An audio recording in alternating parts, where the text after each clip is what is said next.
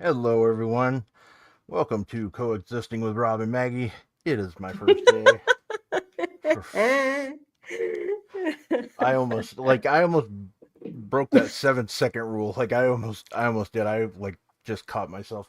Thank you for those who are still here. What else is new? Technical difficulties.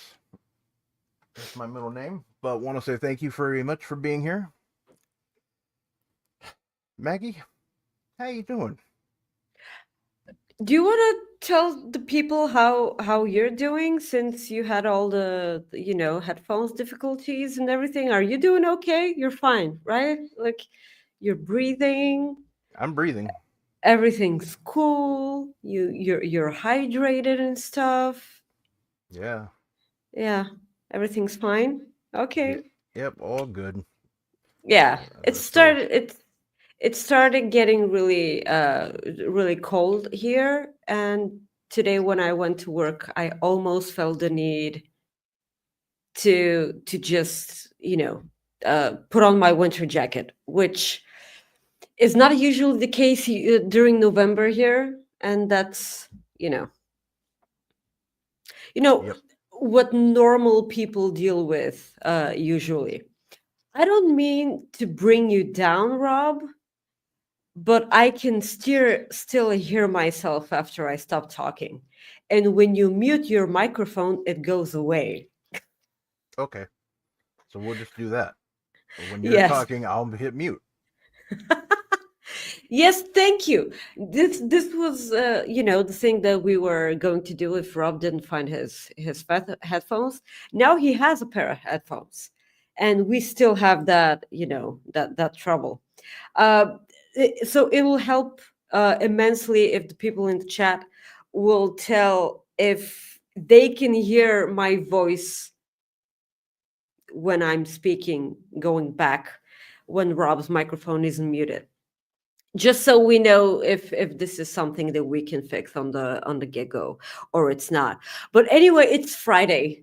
Hi guys, thank you so much for joining us. We're sorry about the late timing, but we there's a good way we can fix all this, and it's with your money. So if you send a super chat, it's the bottom of the live YouTube chat at the little dollar sign. If you send a super chat or humper chat at humperchats.com and send us your money, you guys can help Rob get some new headphones, which is obviously the issue here.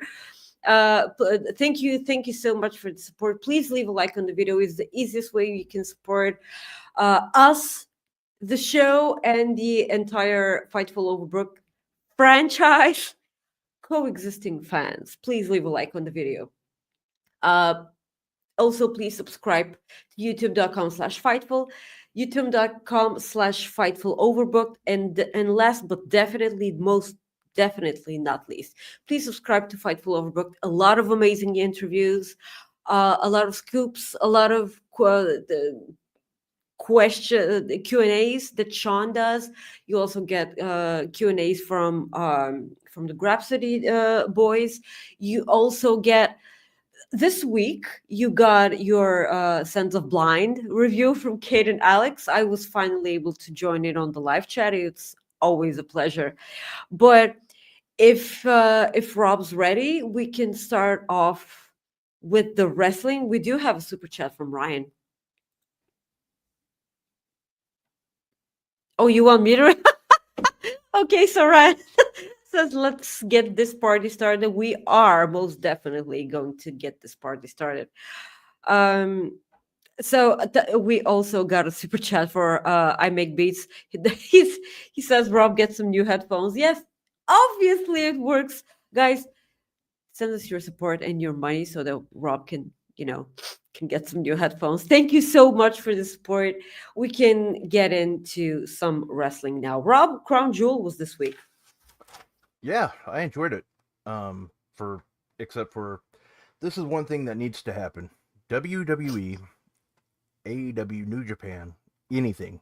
If you have a champion, let's figure something out where you don't have to pin your champion. I don't like this. I don't like champions being pinned. Was the Cody Rhodes versus Gunther match fun? Good? Yeah. I just don't like champions getting pinned. I just don't like it. I don't think it's good. It lowers, in my opinion, that it makes the champion look bad. Even like in a tag team match, if the if a champion is pinned, I don't like it at all. It I get why they do it story wise, but I don't know.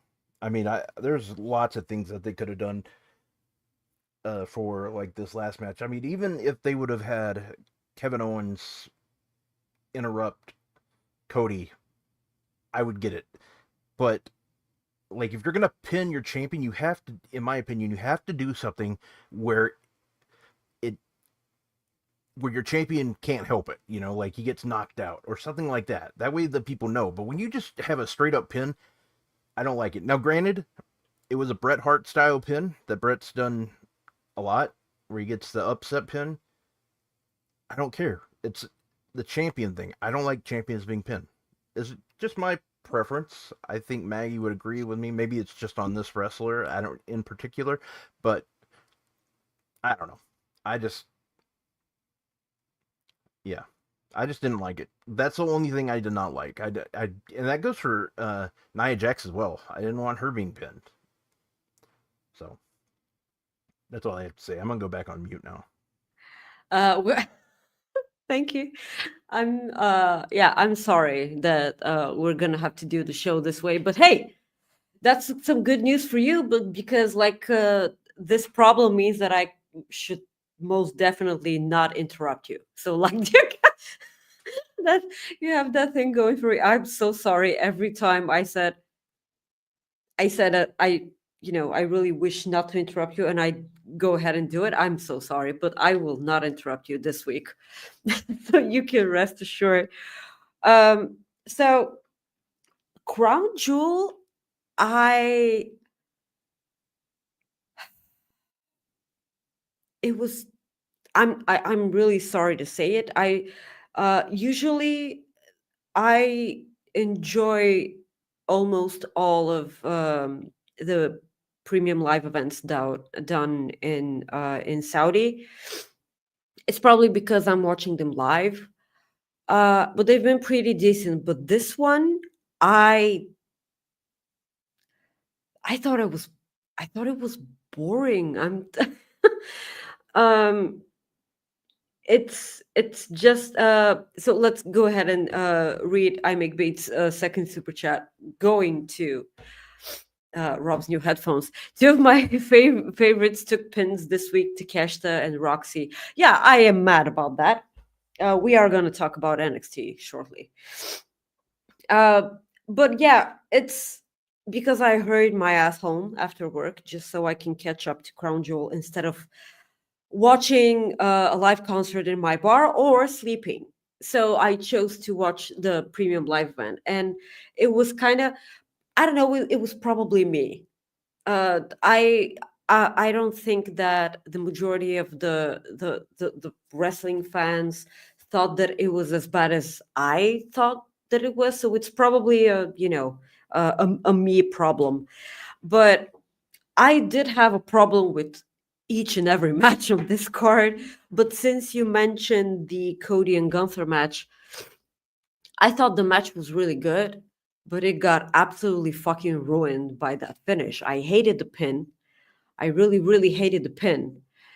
And I also absolutely fucking hate the fact that at this point, if you get pinned by one crossroads, you're a loser. And I said this on the Sands of Blind preview on Select. For me, my one of my biggest pet peeves in wrestling is finishing moves not being protected. And it's like the crossroads is slowly becoming the AA because no one in the history of wrestling got pinned by one AA. So like I'm also kidding. There's a lot of people that got pinned by one AA, but they were losers. There you go. So this pin that Cody did. So Gunther went for the choke, And then Cody went for, he spun around and got Gunther pinned. It is the same pin that pinned Shayna Baszler. Becky did that. Becky pinned Shayna Baszler with that same move. And Shayna Baszler is an MMA fighter. And like the thought that she could get pinned by that is repulsive. So I got a wrestling fan in my mentions because I was pretty vocal on the Twitter machine that I absolutely hated that finisher. And a dude in my comments said that he had some wrestling training, and this was a very hard move to get away from. And what? So we, I'm close friends with two people that have had wrestling training and MMA training, and none of them said that this was real. It's a stupid move. It's a Granted, Cody did make it look as if he was hooking the arm for Gunther, but like in no way could Gunther not have his shoulder up. I hate that move. I will always hate it. And somehow, always my favorites get pinned by this move. Shayna Baszler, Gunther, etc. Like, it's if you're gonna do an out of nowhere pin, I would have been extremely happy with a good roll up. And when I say good roll up, I mean Jonathan Gresham levels of good roll up. I mean, he folds you in 17 parts and he just pins you. And it's a surprise pin. Like you're not down for a 3, you're not passed out or anything. It's just a surprise roll up folding crap thing. That only Jonathan Gresham somehow does. And I know I'm probably biased here because I adore Gunther and I feel like he's the next in line to be the big thing when it comes to being a WWE superstar wrestler or whatever you guys want to call it. And I can actually see the future in him. And granted, baby steps, but Cody pinning him this way was really, really weird. I will always give him credit what credit is due. They went with the clean route. I mean, no one got involved or anything. Cody beat Gunther clean as this fucking pin can be called. But it was clean because none of us thought that this match would have a clean ending. Either Goldberg, which was never going to be there, or Kevin Owens or something like that. And this ended up being a pretty awesome match, which for me got ruined by the ending. I was so pissed off at the end. I couldn't even tell you. But at this week's Raw, they kind of had a baby face turn for Gunther because he had a backstage segment with Kaiser, and Kaiser was like, how dare you talk about cannot do a German accent, I'm sorry, I tried. So he was like, how dare you talk about Gunther that way? Cody Rhodes needs to. And then Gunther cuts him off and he says, Cody was a better man and we should both do better from this point on. How do you feel like a potential Gunther babyface run from here on? I'm all for it because I want to see how it goes. I think it would be good for Gunther. I think it'd actually be really good overall for a standpoint of you get another European popular wrestler, which is always good for business. I think Ludwig is one of those guys where you just want to not like that guy. You know what I mean? There's something about him. And that's not a bad thing. It's just he's that good at what he does. I think Gunther being a face would be really interesting. I really do. So, I mean, Yes. I would like it. I think it would go. I think it would be really well. And I make bets makes a good point, or beats. Sorry, I make bets and I lose money. Um. Bet Anyways, online. yeah, bet online. Uh. Anyways, the Kaiser is a great on the mic. He really is. He's really damn good. And I think Gunther being a face would be really interesting to see how it goes. Do I think it'll happen? I don't know. I don't know. It'll be. I mean, they did kind of show it a little bit, like you said, but I don't think it's gonna happen yet. Um, I because it's gonna be extra. Can you mute yourself? Just. It's gonna be really, really weird watching Gunther as a babyface because I don't think I've ever seen that. I don't care if he's.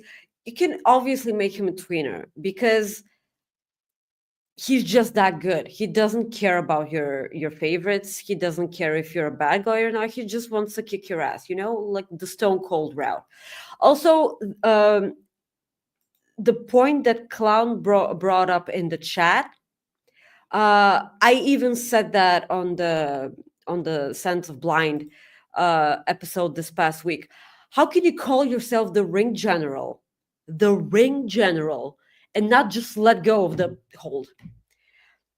I don't know. This is when you call yourself the ring general, you have to have to back that up. That's all I'm gonna say.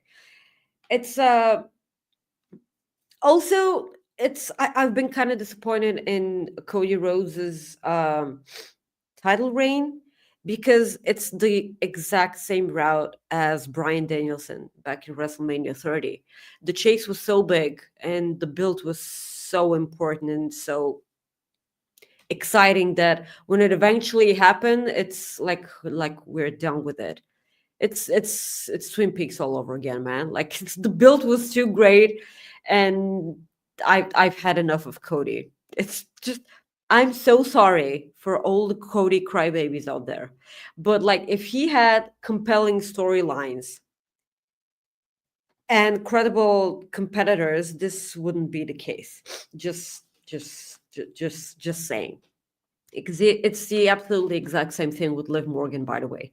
Liv Morgan has zero credible competitors over at Raw. And this is something that Sean has been saying on the post shows on Raw. At this point, Liv, Dominic, and Raquel can be in a totally different story outside of the Judgment Day because they haven't actually been an important part of Judgment Day. Also, Judgment Day ever since Priest left, and then Rhea Ripley left.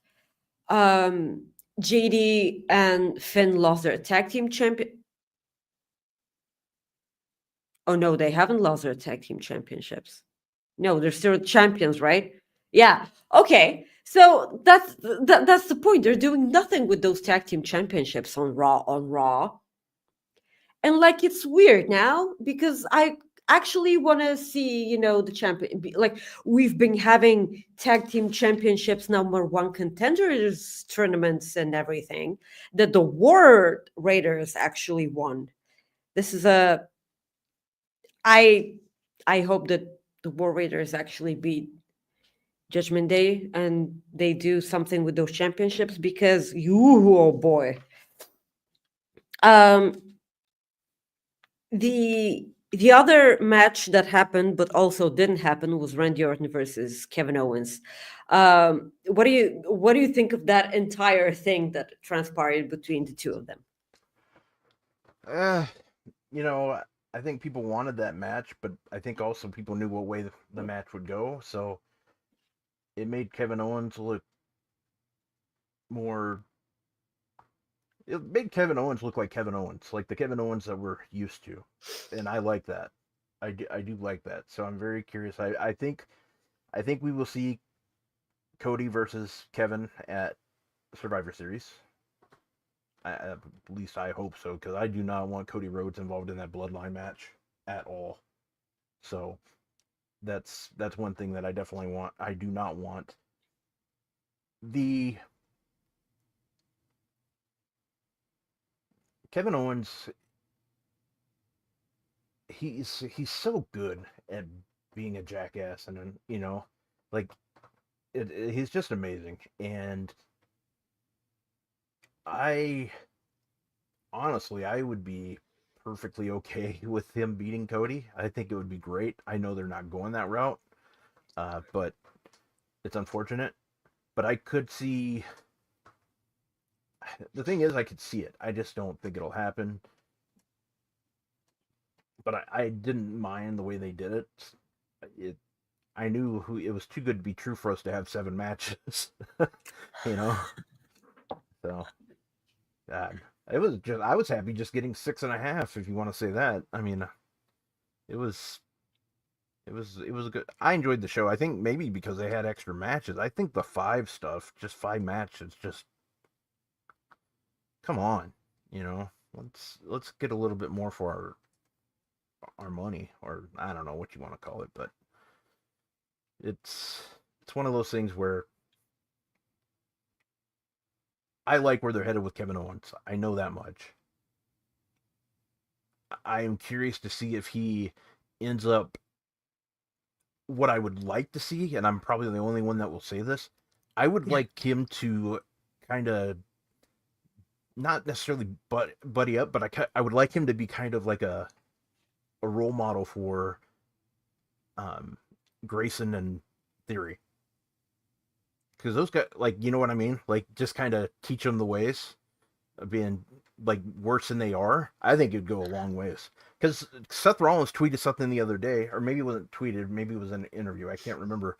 He made a point that he goes, wrestling doesn't have many heels right now, or WWE. And he's right. They could use some more, and this is a good way to go, I think, if you can some way get them involved more. I know a lot of people don't like those guys, but they're doing their job. You're not supposed to like them at all. And that's the one thing. It reminds me of Baron Corbin. Baron Corbin was so damn good at his job, and the fact that they let him go is baffling to me, because he's just that he's that good. He was good. Like, he had what I call it, change the channel heat, because people could not stand him. But the problem was sometimes they would change the channel because he was on TV, because they couldn't stand him. Now, granted, they didn't do him any favors with that dog food stuff with Roman, but like Happy Corbin and like Sad Corbin, that was my favorite. Like, I thought that was amazing TV. I really do, because everybody started kind of rooting for the guy, and we wanted like him to do good, and I liked him when he went to NXT. I thought he was good. I didn't really understand the Apollo Crews team up, but it actually wasn't bad after a couple matches. I kind of got it. I don't know why they didn't keep him, but I know he's going to be fine wherever he goes. If he does go somewhere, if he goes to AEW, or if he just does independent stuff, he can make a lot of money doing the indies, because even I think Sean said that people have already looked into it. I believe that's what Sean said. Like, there's already, maybe it's some promoters are already interested in trying to get him, and I could see that. I think he would be great to bring in, and he's good on TV, and I could see him doing, like, hosting a cooking show. Like, I could totally see that. And he's a guy that I could honestly see Triple H bringing back down the road. Maybe I can definitely see that. So. Yes, thank you. Like our wonderful, wonderful, handsome Lord of the Rings father Chris mentioned in the chat, there are different reasons why people don't like Theory, and this was something that I was gonna bring up. So when it comes to Kevin Owens and Randy Orton, yeah, I was just gonna say I didn't think about that when I was talking about it, so that's a good point. Yes. Well, I just go ahead and think that people are pretty much trying to not think about that. So concerning Kevin Owens and Randy Orton, I do feel like they did what they could, and I actually enjoyed this for once, and I actually think that this was the right move to take, because Kevin Owens gave officials a stunner, and then Orton gave Adam Pearce an RKO. So the thing is that now this gets stretched out, and this is something that I would enjoy watching over and over, and I'm not ready to see it end because it's too good not to watch. And this is me saying it. I'm actually interested in a program that Randy Orton is a part of, which is something that you will never hear me say. This is a me problem, okay? Not Randy Orton's problem. I just could never get into anything that Randy Orton was a part of. So this is good. And also the fact that I've been begging WWE to put Adam Pearce and Nick Aldis in a ring together and them to have a match, because Adam Pearce was pretty vocal on Twitter. He was like, so Randy Orton gives me an RKO and Nick Aldis is nowhere to be found. And I'm like, yeah, okay. This was entertaining. Also, I don't think that Nick Aldis is done in the ring. I was pretty sure that Adam Pearce was, but Nick Aldis he's not ready to be retired. Thank you, Chris, for the super chat. He says, do they even have Randy Orton in Bulgaria? No, they do not. He's not unlike RVD. He's one of a kind. One of a kind. Okay, that was lame. Sorry. So the interesting part here was that on last week's SmackDown, so Kevin Owens and Cody Rhodes were in their locker room getting ready for their tag team match. And Orton was like, I'm going to kill Kevin Owens. I don't give a crap. And Cody said, please save me some, and I'm going to owe you one. And Randy Orton kept doing that thing. He glanced at the championship that Cody is having, which is also exciting, because not only is Kevin Owens wanting to face Cody Rhodes in a match for the tag team title, whatever you want to call it, but also Kevin Owens' past friend, now enemy, Randy Orton, who does that as a favor also for Cody, not only for himself, but for Cody Rhodes too. He also wants Cody's belt. So this is good because it keeps you guessing, what's going to happen and everything. It's good. And it's interesting television. And for once, the Bloodline story isn't the only story that keeps me glued to the television while I'm watching SmackDown. Because a Crown Jewel did open with Roman Reigns and the Usos versus the Bloodline 2.0.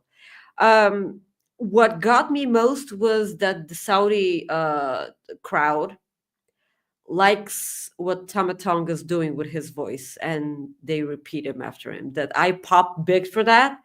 And obviously WWE socials did also, because they retweet that all the time. It's been almost a week. It's been 6 days, and they have not stopped retweeting that. So stop. It's weird. And what's awful here is that because of that Saudi crowd, I think it's entertaining now. And I really don't want to say that. So what happened was that we finally saw the Usos back together as a tag team. Jey Uso didn't want to tag in Roman Reigns, but at some point he did. Roman Reigns and Solo Sikoa got a face-off. They fought with each other. Then for some weird-ass reason, we got a ref bump, and it got nowhere, because if the ref wasn't down, nothing happened. I mean, it was kind of awful. Or maybe I just glitched and didn't see something that I was supposed to see, but like that's fine. So Roman Reigns got pinned. Sami Zayn did try to save the original Bloodline. He was pretending he was going for a hug with Solo Sikoa, but then he turned it into an exploder suplex and everything. Yeah, he was about to do a haluva kick, but then Solo Sikoa moved out of the way, so he kicked Roman, and they were like, "Oh my god, did he do that on purpose?" No, he didn't do that on purpose. What grade are we in? Have you been watching wrestling ever? This like, why are men so emotional? That is the weirdest thing. So, like on this week's Raw, which was taped in Saudi Arabia, um, Jay was like, "Was that on purpose?" And Jimmy was like, "Yeah, of course it was on purpose. He doesn't like that." And then Sami Zayn got a pretty good point. He was like, "You are the one who bring me into the family in the first place, and you're not a bad person. You just make bad decisions." And I'm like, "Okay, are you talking to me?" I feel like you're talking to me. And yeah, you're also talking to Rob, but like obviously. Jay begged Sammy to come to SmackDown just so they can talk the shit out. Roman did say yeet on SmackDown last week, by the way, so he's totally in. So it makes me anxious to see what happens next. Tell me, what are all your thoughts about this Bloodline story? And did you like the match? Was it all over the place like it was for me? Yeah, I enjoyed the match. I thought it was pretty fun, and they did go all over, and I did enjoy the Tamatanga stuff. I get a kick out of that myself. I think it's great. The the way Crown Jewel ended, typical coexisting, no pun intended. Um, that's what they're going with, and tonight on SmackDown we'll find out because Jimmy or Jay invited him to SmackDown. Sami Zayn, that is. Sami's going to show up. We already know Roman Reigns is going to be there, so it'll be interesting to see what happens. It's intriguing because to I think it's easy to realize that where they're headed with this. We're headed towards a War Games match.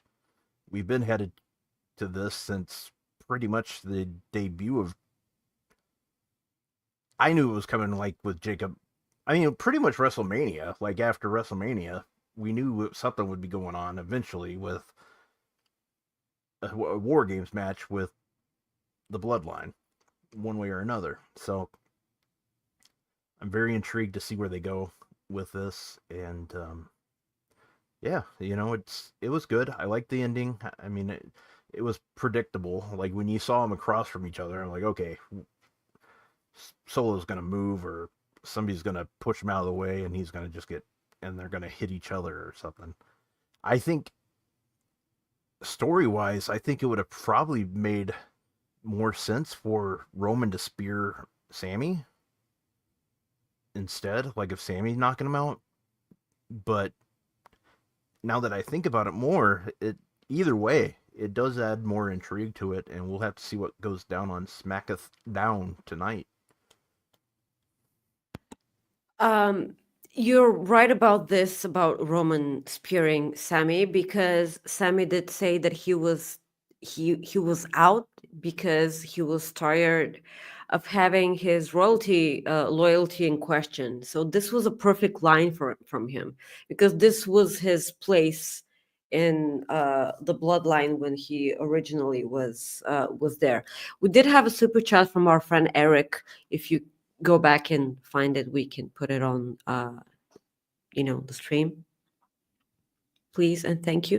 Yeah, so Eric says Kaiser versus Gunther for the Raw title will be great. Also, I'm off Twitter, so I hope you're both doing well. And if New Day splits, should they feud for a title? First of all, Kaiser versus Gunther will be absolute slapper of a match any day of the year. I'm glad that you're off Twitter, because it means you're taking care of your mental health, and you should do that 100%. I'm happy. And I really don't want to talk about New Day splitting up, because I'm not ready and I will cry. Rob? Yeah, they're not. I don't think they're gonna split up at all. I don't see that happening. I think this is a way to maybe get them back in the good graces. I think they're gonna be the ones that take the titles off of Judgment Day. Still, I think they are gonna be the guys that do that. So I'm what I'm hoping happens is just like everybody else. I'm hoping that they bring Big E in just to kind of not like get him like back on track. And I think that's what they're going with because they've been hinting this for way too long, and that to me that just tells me that they're going this route because they're. I'm not saying Big E's going to get cleared. I just think they're going to bring him on TV to kind of say, "What the hell are you guys doing?" You know, that's what I hope they do because it would make good sense and the crowd would love it and you just get them back on track. I think it would be good storyline. So yeah. Yes, absolutely. A reminder, guys, please leave a like on the video. It's really important to us. Also, you can send in your super chats and your humper chats as we are getting into some NXT talk, which I mean we have to, but do we have to at the same time? So NXT this week was going head to head with AEW Dynamite, but we are going to talk about NXT before Rob tells us an amazing Cooper Fact story.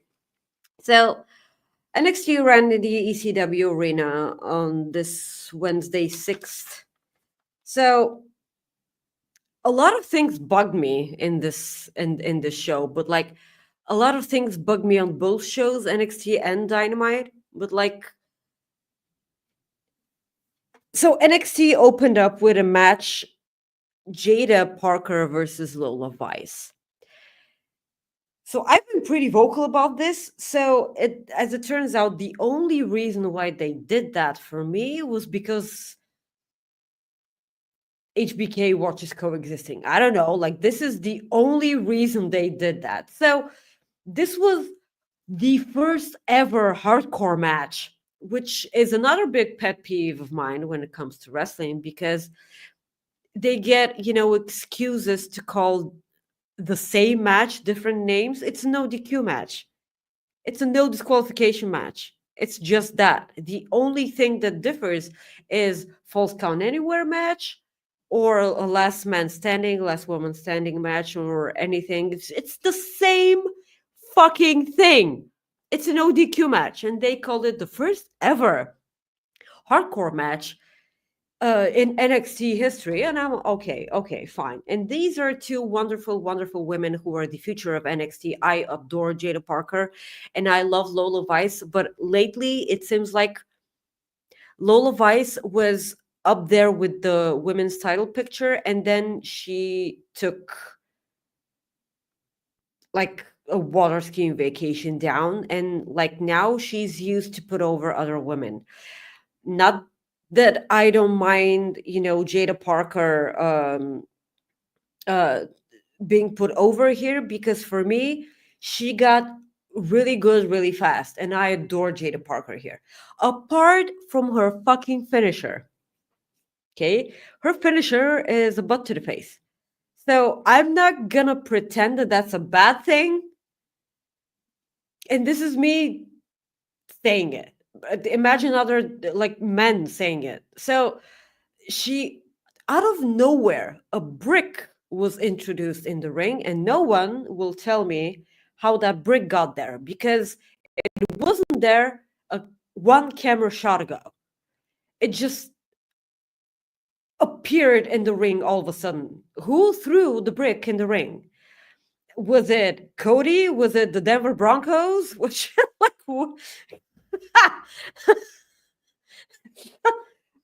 so there was a brick in the ring, and Jada Parker smashed the brick in Lola Vice's face. And I'm like, okay, so this is awesome. And then Jada Parker goes for a pin and Lola Vice kicks out. And then Jada Parker was like, oh, okay, no. And then she does the butt to the face, and Lola Vice gets pinned. And I'm like, okay, so are you basically telling me that Jada Parker's butt to the face is harder than a brick?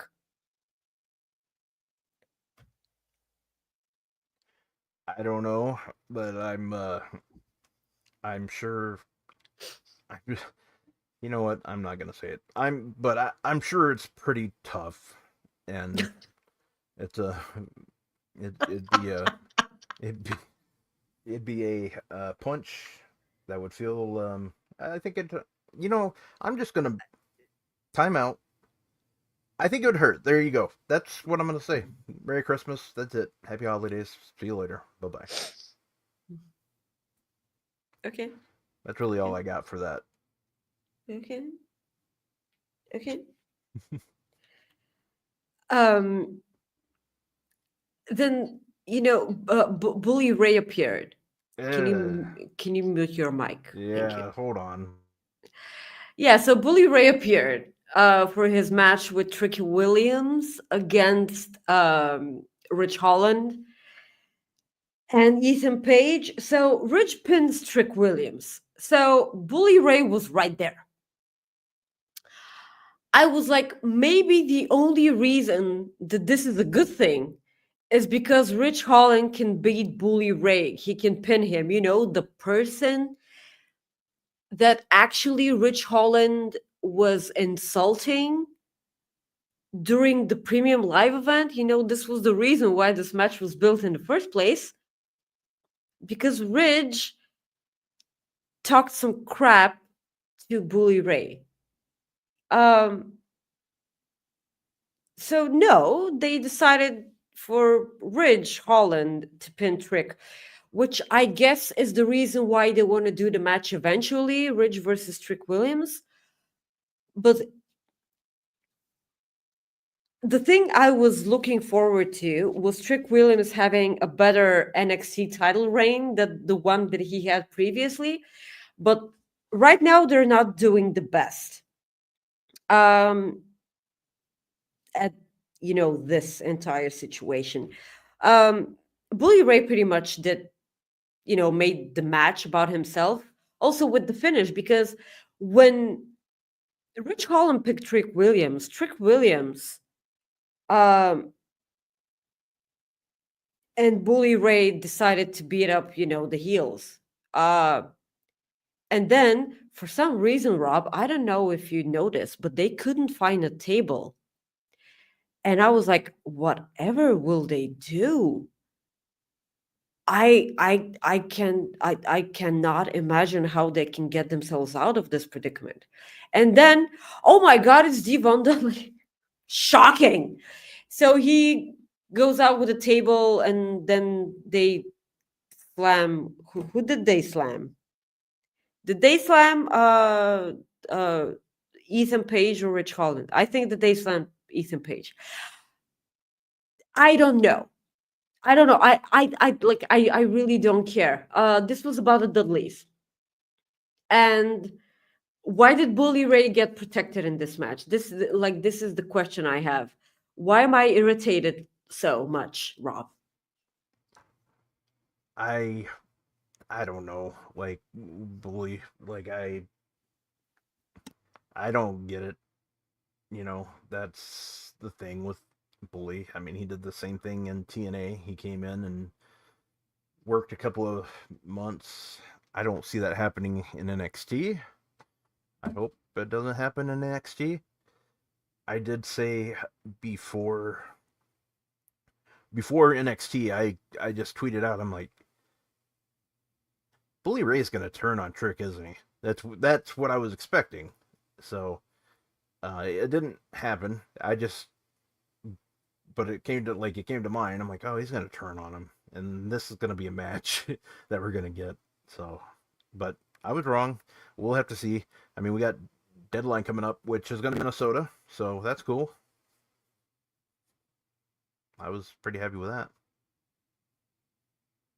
But yeah, I don't know. Bubba, people liked it. I mean, for the most part, from what I saw, not necessarily talking Twitter, but just based on different reactions on Facebook and just web traffic and stuff, it did pretty well. So, oh well.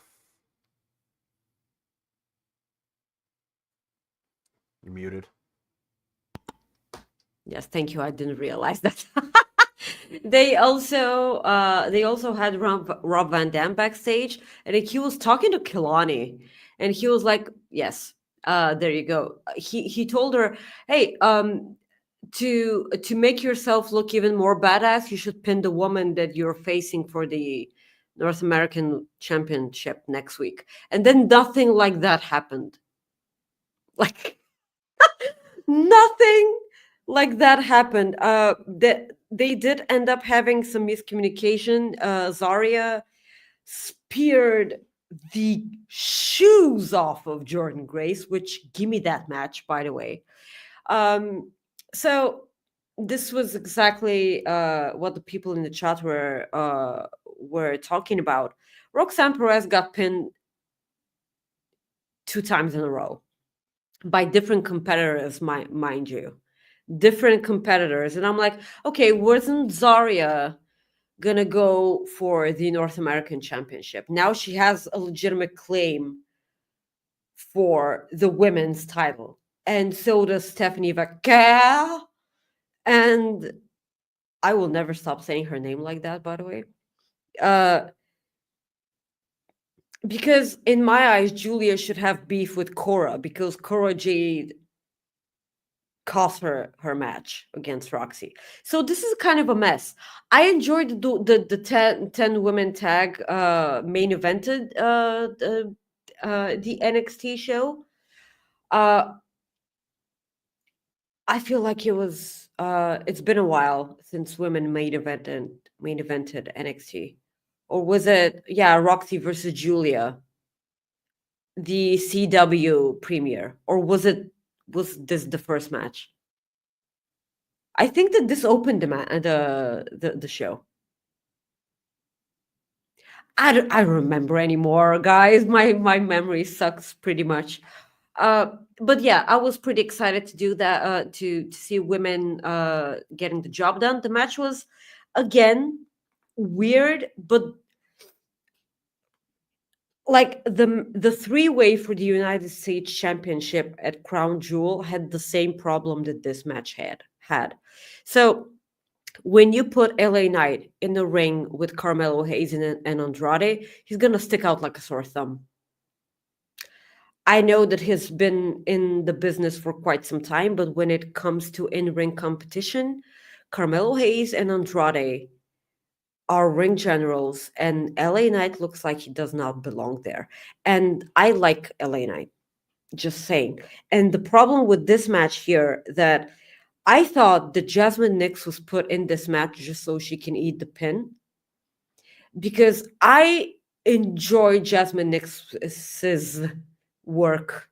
I think that she is a future star. She's a future women's champion, but not now. And when you're in the ring with so many women that have made a name from themselves and are so good in the ring, you're gonna stick out like a sore thumb. And I enjoy everything that she did in this match specifically, but it was really limited to the things that she could. All the moves that she executes are done almost flawlessly, but she needs more time in the ring, and she will get there. I do believe that she does get there. But yes, if you have anything to add about the NXT show, you can.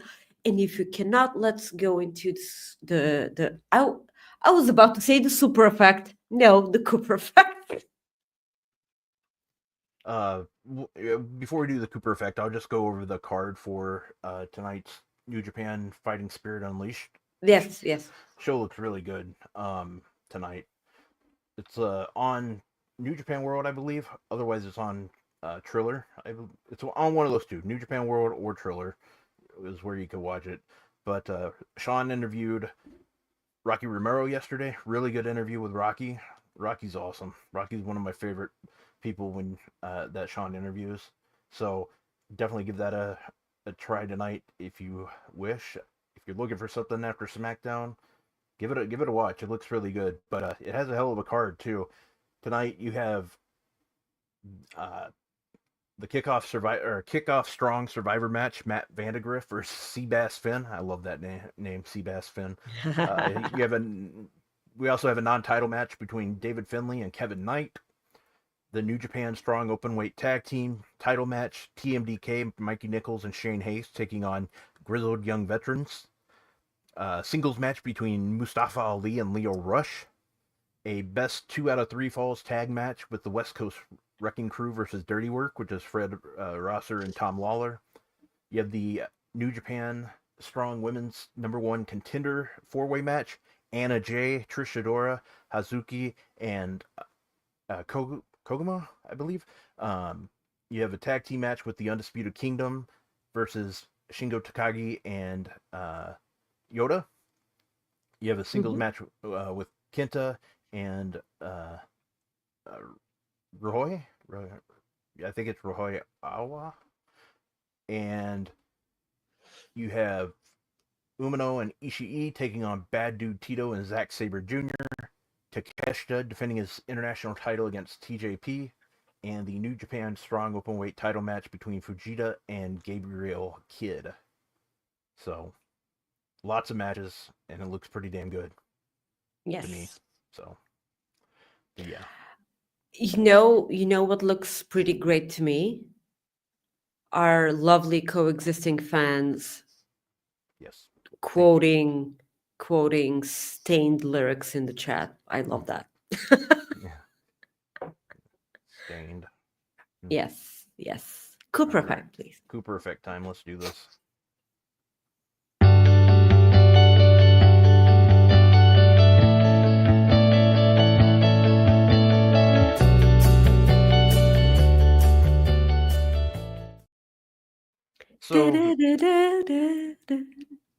So Maggie, I know in Bulgaria college football is huge. It is very huge. It's a big deal. I know that it's almost as huge as everyone's thumbs up on this video. Yeah, there you go. Anyways, he's a play-by-play analyst named Kirk Herbstreit, and if you watch sports here in the States, or if you watch college football, you definitely know who he is. He's been around for years, and he's really good at his job. But he's an announcer. But what he's done the past 2 years, he's brought his dog Ben with him, wherever he goes, like to the different games, even when they're in like when they're in the broadcast booth, everything. And Ben's been a star. Like, people, obviously he's a dog, so people just love him. But unfortunately, Ben passed away because of cancer, and and Kirk Herbstreit announced it, and obviously it's affected a lot of people. And the thing is the reason why this is the Cooper effect is because of the joy that Kirk brought out, like by bringing his dog Ben to these shows, or to these games. And anytime like you do something good, that's what the Cooper effect's about. People absolutely love that dog so much. And there are a lot of tributes on Twitter about Ben, and I'm just going to show you some of the tweets for that. This one's from We Rate Dogs. This is Ben. He was a College Game Day's most beloved face, and his presence at college football games brought joy to millions. Ben passed away at the age of 10. In a post announcing this loss, his human, Kirk, called him the smart, loving, gentle, patient, inquisitive, I can't say that word, and welcoming him home. Yeah, 14 out of 10 is what they rated it. He's human, Kirk. Yeah, and as you can tell, I'm human because I can't talk. But this was another one from the University of Washington. This is their mascot on the right, and it says, "I feel lucky to have met you, Ben." So yeah. Then Texas Longhorns, where our friend Seahawk goes to school, or he used to go to school. Now I think he works there. Maybe I'm wrong. But anyways, yes, he's a grown-up. Yeah, he is. He made it. The Texas Longhorns, they posted a photo we're so lucky we got to meet you, Ben. And this was a couple weeks ago, and their mascot is that Longhorn back behind Ben there. So that was pretty cool. Then this is just a photo of the two. Oh, Yeah, and that's the thing. Like I know it's tough because anytime you lose an animal, it's heartbreaking.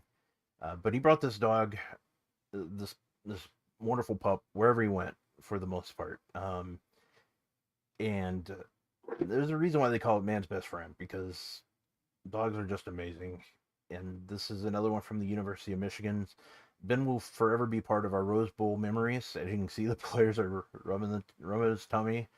Um, it's just they all pay tribute to him. This is a photo somebody took of Kirk petting his dog on the field before a game. And this was the tweet that Kirk sent yesterday. This is really hard to write, but so many of you have loved and cared about Ben that I wanted to let you know. We found out today the cancer had spread throughout Ben's organs, and there was nothing left we could do. We had to let him go. I've had dogs my whole life, but Ben was one of one. Uh, he was smart, loving, gentle, patient, and welcoming to all. Always a big smile, a soft tail wag. He and I could communicate. He and I understood each other and had each other's backs. He was with me more than anyone at home and traveling with me for work. Such an easy-going companion. Hard day, but he will live within all of us forever. God bless his majestic soul, and thank you for putting him in my life for the last 10 years. A true blessing. Love you, Ben. So, yeah, that was the reason why I wanted to do that.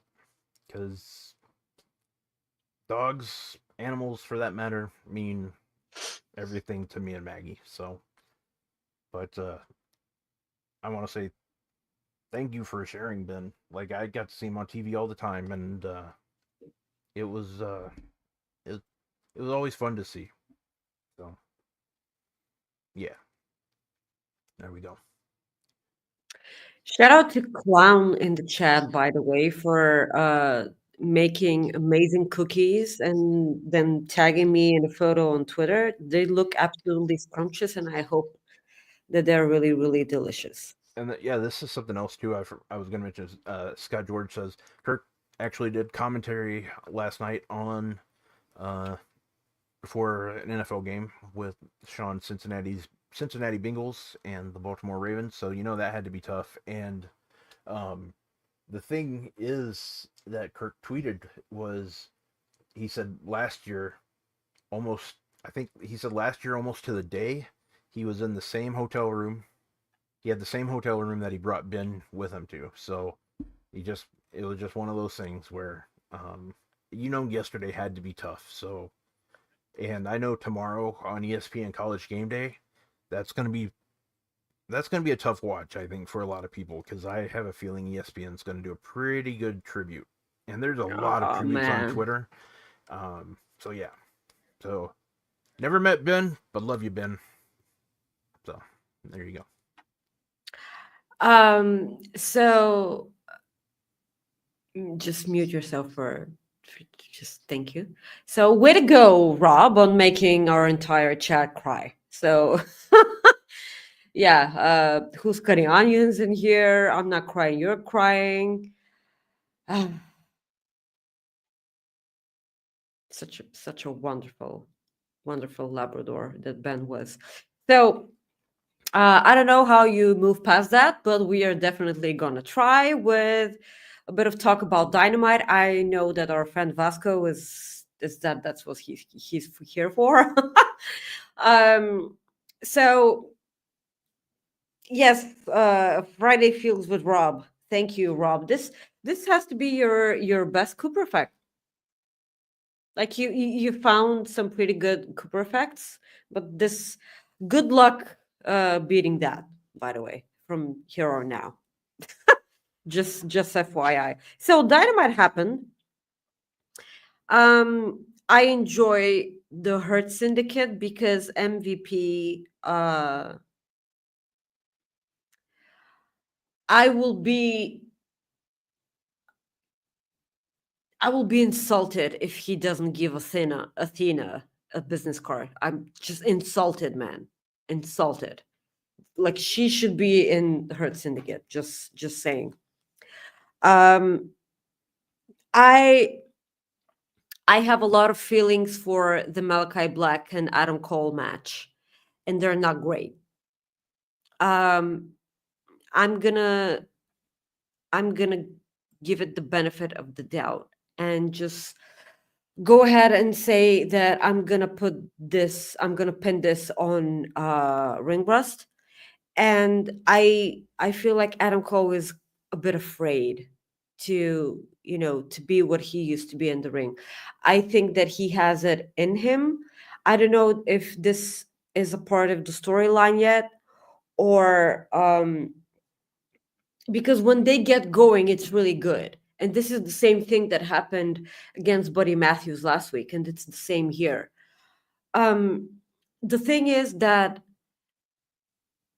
as long as this match was, they could have been doing way more with it. At the end, Malachi Black refused to hug Adam Cole's hand, and instead he hugged him. And then the entire internet, started speculating about stuff. And then the Malachi Black went on a live Instagram stream and said that everything was good. He wasn't going anywhere. He's healthy and everything. So because everyone thought that this was leading towards Adam Cole versus Brody King because, House of Black. But no, the thing that will happen, because like after the match, they showed a live feed from MJF's house. And I'm like, why would he say yes to that? And he was on his phone, and he called someone and he said, I need you to pay someone a visit. And then we saw this person giving Don Callis an envelope filled with money and a ring. So MJF needs Don Callis's help, and apparently we're gonna have Adam Cole versus Takeshita next week. So this is a really important match to be looking forward to, because if, let's say, you can get away with the matches Adam Cole has had the past 2 weeks against Buddy Matthews and Malachi Black, you cannot get away with this type of wrestling against Takeshita. You just can't. So I don't remember who it was. One of our lovely people in the chat. Let me just go back and see. Because I don't wanna get it. I don't wanna. They said that they saw a live show. Oh, Scott. Oh, it was Scott. So Scott said that he went to AEW Dynamite last week, this week, and said that Takeshita is a large man in person. Yes, George, I'm so sorry that I couldn't remember that this was you. Yeah, so absolutely, yes, Takeshita always looked like, for me, that he's a mountain of a man, especially with me being 5'1". So I'm kind of anxious to see what this match turns out to be. And the thing that is the most stupid thing in the world for me. So Adam Cole says that he talked to Tony Khan and said that if both him and Roderick Strong win their 3 matches, if both of them do, then they will get a 3-way match, triple threat, with MJF at Full Gear. And I was like, why? Why are they having a triple threat? Why is this triple threat match happening? Why is no one talking about this? And if you are, be more loud, because this is something that I'm gonna need the answer to. Why would you have a triple threat? The only reason why you should be having a triple threat is for a title, because 2 competitors are equally worthy of having a championship match. But like, why? Why? Why is this? So the only reason this could be happening is that because I can see Roderick Strong just pinning Adam Cole, like right out of nowhere. I don't like. Can you explain me why they're having a triple threat match? Because for the life of me, if the chat, please chat. I adore our lovely coexisting fans. Please explain to me why this triple threat match is happening, and you have the floor. I think you hit it right on the head at the end there. It's so somebody can either pin Adam Cole. Like I think Roderick Strong's taking the pin is what's happening. But I don't know. They haven't explained it, or if they have, I didn't catch it. But I don't think they've explained it. So that's really all I can say about it. I don't get it either. I don't understand the point of it. I mean, did Roderick say something that he wanted to fight MJF because of what he did to Cole? Is that what it is? But if that's the Yeah. I mean, I don't know if that's what he said, or if he did, I don't really recall it. But you're right, it doesn't make sense, because if it's a triple threat match, then you have Cole and Roddy going at it, and I mean, I know friends wrestle friends all the time, but I don't get it. But we do have another super chat. Yes, a super chat from Dilo Dix. He said, "Hi, love you. Gotta go do wrestling show stuff. Please go and do wrestling show stuff. Thank you, Dilo." By the way, Soupy says that because both Roddy and Adam want to get their hands on MGF, they could have had a handicap match. That's not it. That ain't it. That is not it. If they both want to get their hands on MJF, you do a handicap match, not a triple threat. Correct. I'm going back on mute. Why would you go back to mute? This was your Well, no, time. because that's all I had. That's all I had. It's really weird. Yes, Roderick Strong did say right at the beginning that he wanted to get his hands on MJF as well. But like, because this entire storyline is kind of clunky, and I understand that Tony Khan wouldn't sign a handicap match and MJF wouldn't allow it. But like, why would this? Because for me, the thing is that if the more interesting thing will be if Adam Cole won 2 matches and Roderick Strong won 2 matches, then the third match would be the two of them facing each other, and then the winner of that match goes on and faces MJF. Because what this is telling you that Adam Cole or Roderick Strong would pin the other person, and MJF will not be pinned in this match, like whatsoever. I don't know. It's I don't know. It's just you. You could have not done that. You could have not done that. Yes, that's what MJF did, the promo with the lady rubbing him down. Yeah, I understand that he said that you could win 3 matches. That wasn't the point. That wasn't the point I was trying to make. But the thing is, you could have just not done that. It's just the weird. It's the weird booking. I don't know why I'm all of a sudden not interested at all about this. But having in mind that Will Ospreay return at the end of Dynamite, because this was I'll tell you what I like about Dynamite. So Ricochet was like, I found someone that was pretty pissed off at Don Callis' family because no one renewed their contract, and now they're pissed off as fuck. And then Will Hobbs comes out. Welcome back, Will Hobbs. I've missed Will Hobbs. And so Ricochet teamed with him against Kyle Fletcher and Takeshita. Kyle Fletcher and Takeshita are amazing together. Kyle Fletcher is the future of that company, and if you don't agree with that, then I don't know what to tell you. You don't like wrestling. Um, amazing in the ring. So good. He did that weather thing with his freshly shaven head. It was so entertaining. He did the weather news and everything. I mean, he's a really funny person. You can tell that he's really funny, and I'm gonna enjoy that. uh, I suppose that we're heading towards Kyle Fletcher and Will Ospreay at Full Gear, which is something that I will enjoy. And like Ricochet ended up challenging Zack Sabre Jr.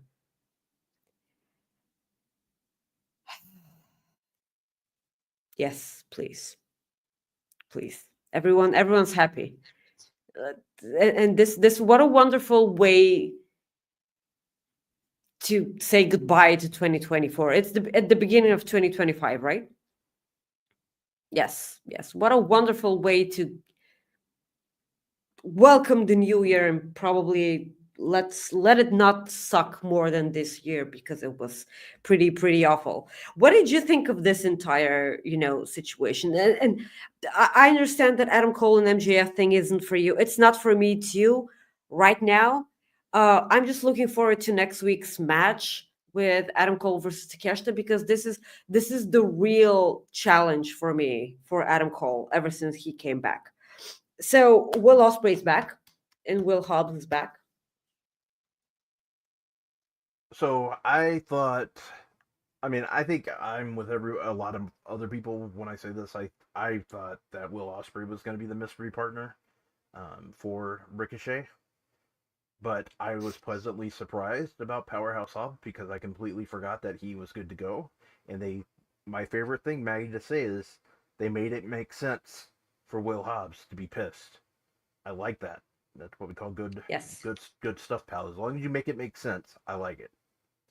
So they did good there. Plus, I think Powerhouse Hobbs being a face is going to be really good for him and the company. I really do, because people already liked him like when he was a heel. So being a face is going to just help him even more. So I'm anxious to see that. I think he can go a long ways being a face in that company. Seeing Ospreay back, obviously good, so I think we'll probably get him versus Fletcher at full gear. I almost said Full Metal Jacket. I was like, that's not even close. But Full Gear, and so that's a match I think we're getting. I mean, it could be a tag match, I guess, but I don't know. We'll see. But I did like that. I'm still enjoying the Death Riders BCC stuff. I'm getting intrigued by it. So I like that, where they're going. Do I think Orange Cassidy will defeat Jon Moxley? I do not.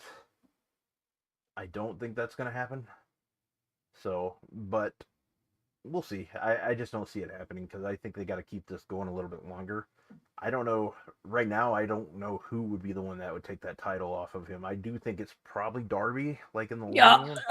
I know. I didn't mean to make you throw up there. But if I had to guess right now, that's who it would be. Even though I don't know. But yeah, I've enjoyed it, and I thought Dynamite was pretty good this past week, and yeah.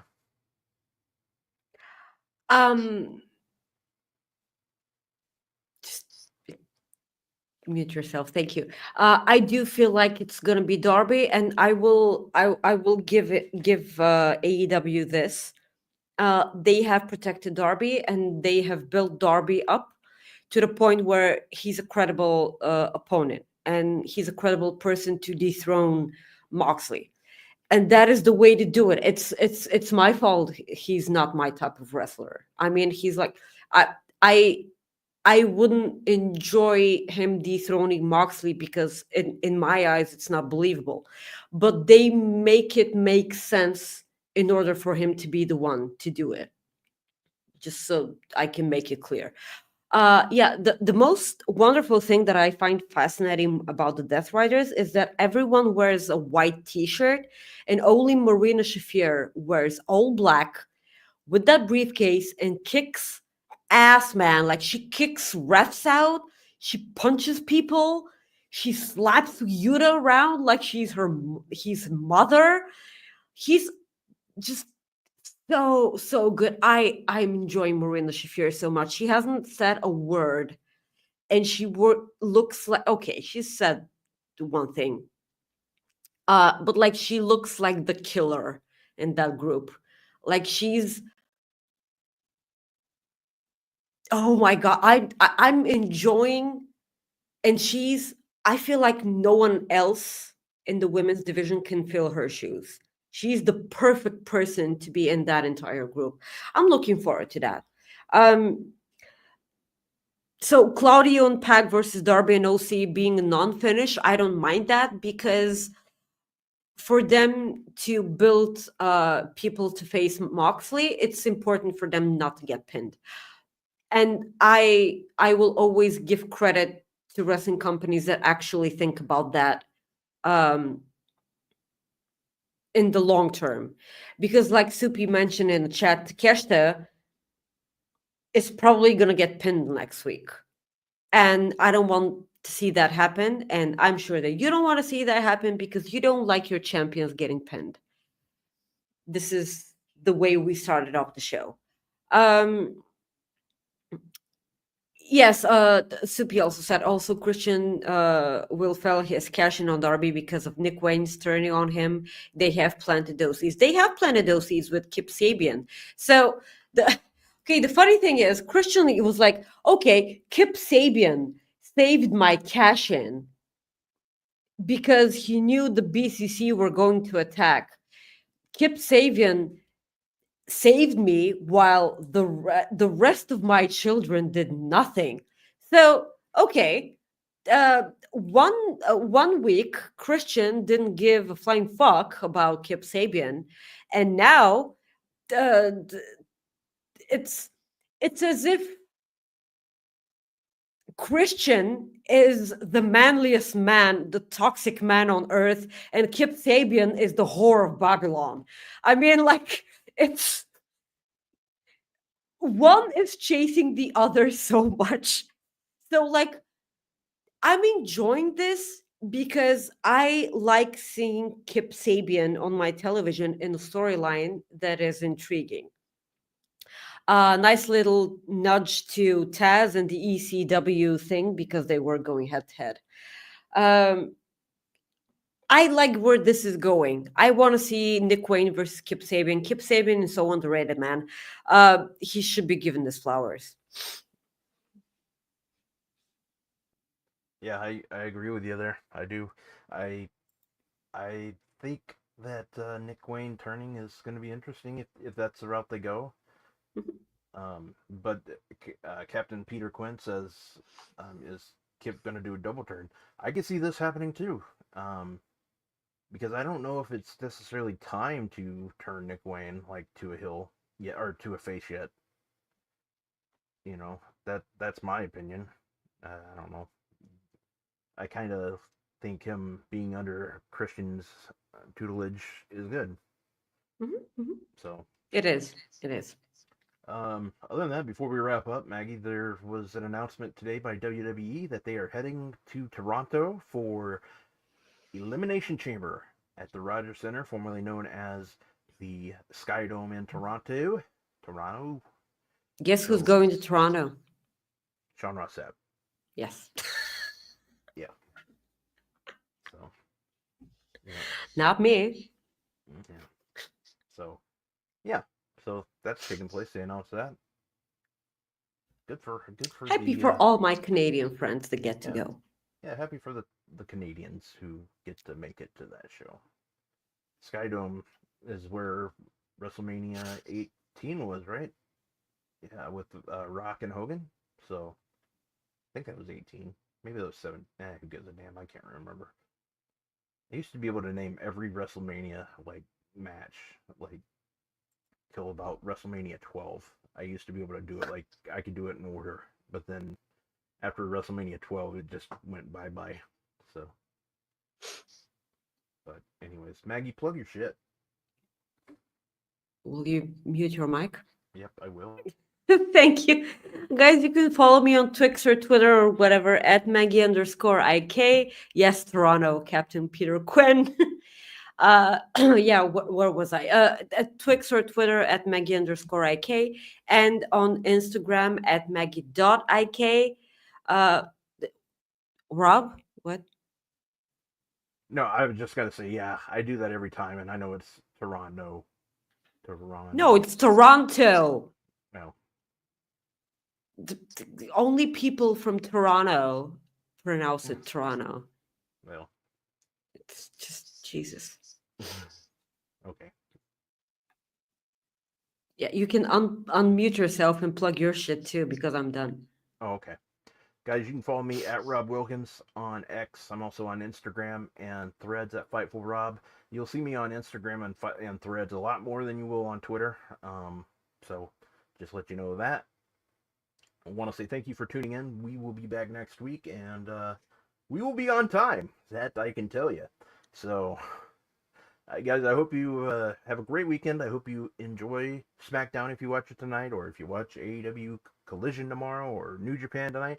I just want to say thank you for watching wrestling. Because of you, we get to do fun stuff like this, and yeah, so peace on that. So, I want to say thank you again. We will see you guys next week.